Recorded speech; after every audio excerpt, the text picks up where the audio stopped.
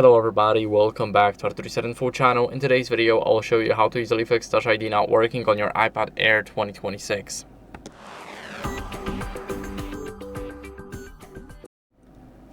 So first, what you guys want to do is simply wipe this thing up. So this is where our Touch ID sensor is. We're gonna wipe it with a microfiber cloth for an example. If we turn off our tablet, we shouldn't care.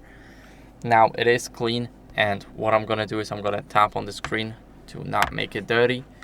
And what we're gonna do next is we're gonna go over and quickly unlock it. Now after unlocking it, we're gonna go to settings and add a fingerprint again. So scroll down to Touch ID and passcode. Here, of course, enter the passcode that you use. And here, now click add a fingerprint. Now we're gonna place our finger here. And we need to start placing it on the top. So as you guys can see, we are covering the top button completely.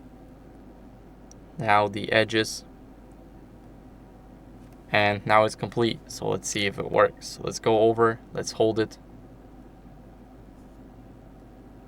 And it did work. So if it's still not working for you, then if you got a screen protector and it's not applied properly, so not on the entire screen, but it's applied, for example, on the edges or the sides, it might be the issue, and I would recommend removing it and seeing if that makes any difference.